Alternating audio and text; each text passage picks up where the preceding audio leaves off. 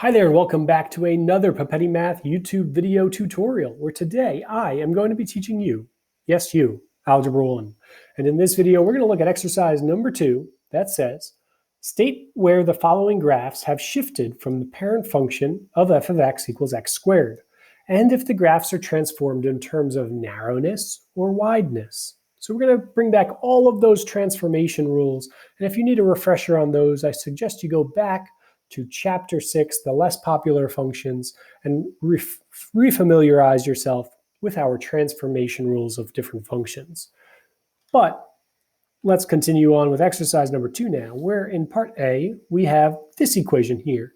And what we should notice is that we're subtracting 3 inside, which means we're going to shift our function right 3 units.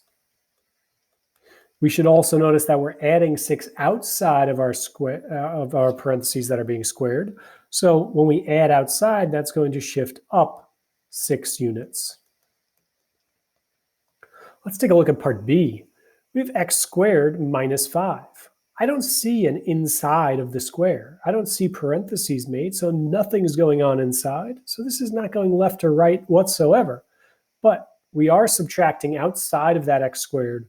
And when we subtract outside of an x squared, then that's going to shift down 5 units. Going on to part C, we have x plus 1 squared minus 3. And we will notice that we are adding 1 inside the parentheses that are being squared. So adding 1 will shift left 1 unit.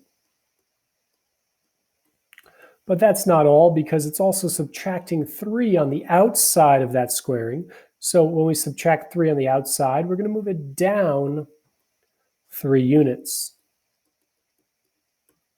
So left 1 unit and down 3 units is what's going on there. Now in part D, we're going to add in a third transformation into the same function, and we're going to have 2 times x plus 4 squared plus 1. So let's again start with what's going on inside those parentheses. Well, we're adding 4. Adding inside shifts left that many units, so left 4 units. And then we're going to have adding outside shifts up, so we're going to go up 1 unit. And we are also multiplying by a number larger than 1. And we know that from multiplying by a number larger than 1, that our graph is going to get narrower. So we have our vertex shifting left 4 units, up 1 unit, and the parabola is going to be narrower than the parent function. We have fractions in part E, but we don't want that to discourage us, because it's going to be the same shifting rules. We're subtracting 1/2 on the inside. Subtracting inside will shift it right 1/2 unit. And we're going to have adding 5/2 on the outside. So we're going to go up 5/2 units, or 5/2 units, 2.5 units. And that brings us to our last part over here, and that says in part F, y equals 1/3 times x plus 7 squared.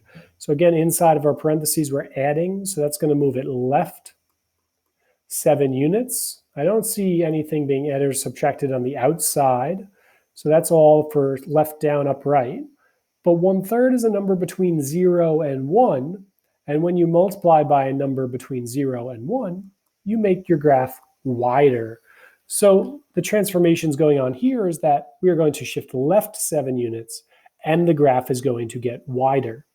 Now, if you graph each of these in your graphing calculators and compare them to the parent function of f of x equals x squared, you will see that all of these transformations have in fact occurred. And it says at the bottom of this page, quadratic equations in the form y equals a times x minus h squared plus k are said to be in vertex form, where hk is the vertex. And we're going to work in depth with vertex form in the next chapter, but for now, we can know that we could find our vertex if it's in vertex form.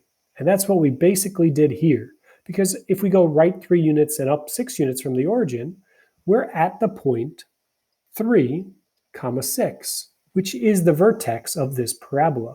And you could do that with each of these here, but we'll get into that more in exercise number 3. So for now, thank you for watching, and I'll see you in the next video.